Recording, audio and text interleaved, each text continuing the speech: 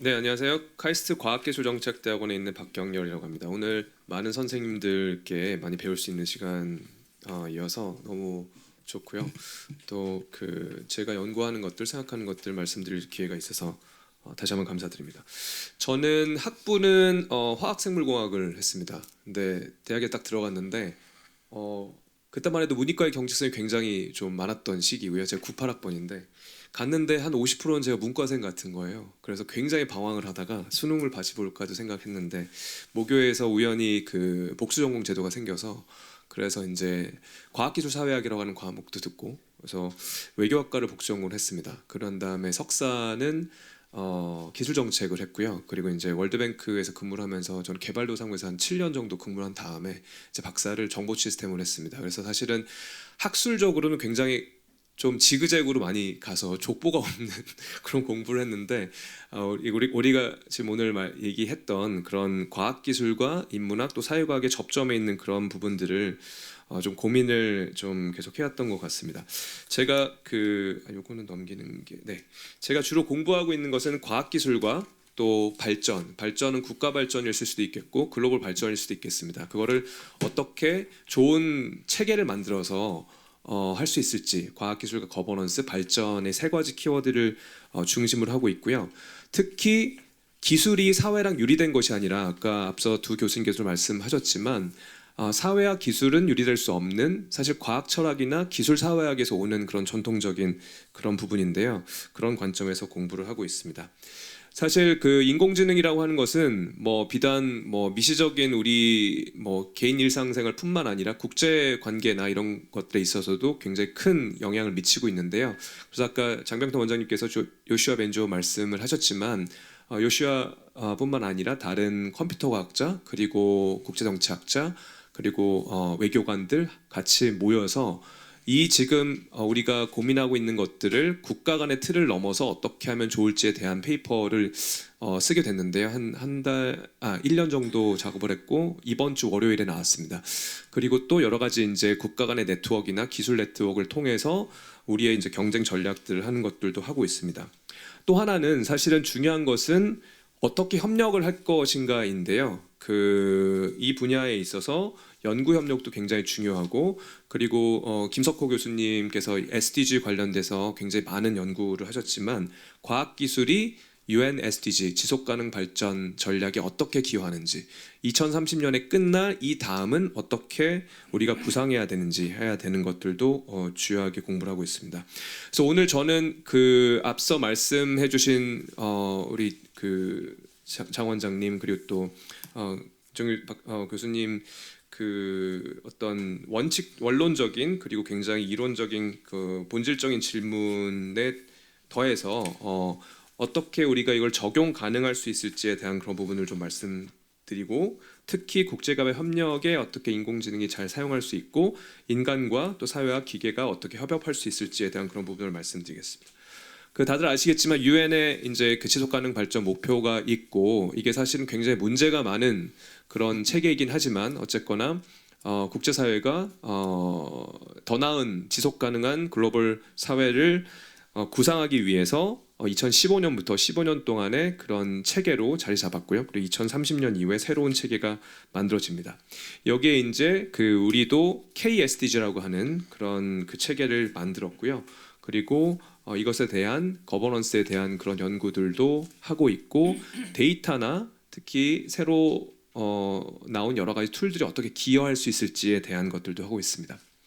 이 국제개발협력, ODA, 공적개발 원조에 관련해서 굉장히 좀 많은 도전 과제들이 있습니다. 첫 번째는 글로벌 리스크가 굉장히 복합화되고 있다는 부분이 있고요. 두 번째는 기술 변화의 속도가 너무 빠르다는 점, 그래서 그것을 통해서 빈곤이나 기존에 있었던 사회 경제적인 불평등이 심화될 수 있는 방향으로 간다. 그러니까 기술 확산이 항상 이롭게만 되지 않는다는 것이 우리의 오늘 고민이기도 한데요. 그리고 세 번째는 다들 아시겠지만 미국 같은 경우에는 USAID라고 하는 것을 아예 없앴고요. 그리고 이제 공식적으로 UN SDG를 리젝트하고 디나운스 한다고 이제 발표했습니다. 그래서 실제 저는 이제 동아프리카에서 4년 반을 살고 근무를 했는데요. 사하라 사막 이남 지역 같은 경우에는 실제 가장 원조를 하고 있는 최대 공역이 미국이 빠짐으로 인해서 실질적인 타격을 굉장히 많이 갖고 있습니다. 그러면 우리의 전략을 어때야 되는지, 대외적으로는 불확실한 그런 국제개발협력 무대에서 확고한 리더십을 구축하는 게 굉장히 중요할 것이라고 생각하고요. 왜냐하면은 미국이 그만큼 빼면 사실은 자연스럽게 중국이 최근에 이제 워딩들을 본다면 사실은 그 리더십 공백을 굉장히 많이 메꾸고 개발도상국인 그런 곳에 표준이라든지 여러 가지 그 1대1로 통한 것들을 많이 하고 있습니다. 그때 좀 우리가 이제 like mind country고 자유주의 진영의 어떤 그런 보루로서 우리가 좀 더 확고한 리더십을 갖췄으면 좋겠고요. 대내적으로는 우리가 올해 제4차 국제개발협력 종합 기본계획 5년 앞으로 5년을 내다보는 것을 수립을 하는 해입니다. 그래서 지금까지는 사실 공적 개발 원조가 굉장히 많은 양적 확대가 있었는데 그걸 질적 재고로 바꿔야 되는 시기라고 생각하고요. 그 다음에 개발 협력의 이제 투명성이 사실 굉장히 중요합니다. 받는 사람들도 투명해야 되지만 우리가 주는 것도 좀 더 받는 입장을 고려하면서 투명하게 하고 효과적으로 하지 않으면 사실 언제든 사실은 조세 저항에 직면할 수 있고 내부적인 비판에 받을 수 있을 것 같습니다. 환기적인 측면에서 그 우리가 ODA 확정에 오늘 내년 그 확정액은 지금 여전히 논의가 되고 있기 때문에 이제 작년 기준을 보면 ODA 확정이 한 6조 5천억 정도 되거든요. 근데 시행 기간이 얼마나 될까요? 시행 기간이 저희가 ODA 규모가 사실은 탑 5는 아닌데 다른 곳은 굉장히 좀 통합되어 있습니다. 근데 우리나라는 41개 기관이 하고 있습니다. 거의 모든 전 부처가 하고 있고 이제 지자체도 많이 하고 있고요. 사업 수는 한 1,900개 정도 하고 있거든요. 그렇기 때문에 사실 팀 코리아로 움직여야 될 것이 우리가 스스로도 어디서 어떻게 하는지 잘 모릅니다. 그래서 그런 부분들이 좀 개선이 돼야 될 것 같고 데이터 공개와 데이터 공유를 통해서 그런 부분들이 해결할 수 있는 여지가 있습니다. 우리가 사실은 그 GNI 대비 0.7%를 해야 된다 하는 것이 국제사회 기준인데요. 사실은 아직은 좀 그 기준에는 미치지 못하지만 지난 몇 년 동안 ODA의 공적개발 원조의 양적인 성장은 괄목할 만한 상황입니다. 왜냐하면 코로나 상황 때도 OECD 국가 중에서 유일하게 그래도 좀 ODA를 많이 증액한 나라가 우리거든요. 그래서 국제사회에 여러 가지 책임 있는 것들을 하고 있고요. 근데 이제 사실은 이렇게 굉장히 많은 공여국들이 있기 때문에 수원국 입장에서는 사실은 수원국의 빈곤 문제나 경제 발전을 하려면 그 돈이 어디서 온 것이든 사실 상관은 없거든요. 마을의 주민 입장에서 본다면. 근데 이 국가들이 사실은 경쟁 관계에 있기 때문에 잘 코디네이션 하지는 않습니다. 이런 부분들이 사실은 그 개발도상 현장에서는 굉장히 문제가 되고요. 그래서 이제 제가 이제 월드뱅크에서 근무를 했을 때 말라위나 아니면은 케냐 이런 데의 사례를 통해서 공여기관들이 어디서 어떻게 하는지를 좀 공유하면은 그런 것들이 좀 오버랩도 좀 줄지 않을까에 대한 그런 부분들을 많이 했습니다. 그래서 이게 사실은 지도입니다. 그래서 줌인 하면은 구글 맵처럼 들어가서 볼 수가 있습니다. 그래서 누가 어떻게 어디서 무엇을 하는지를 볼 수가 있고요. 사실은 이런 것들이 하게 된 게 특히 세계은행이 좀 아이러니하지만 왜냐하면 국제사회 특히 시민사회에서 좀 많이 굉장히 좀 투명하지 않고 그 효율적이지 않다라고 비판을 받았는데 이 데이터를 공개하는 것은 사실은 아이러니하게도 월드뱅크가 가장 먼저 했습니다.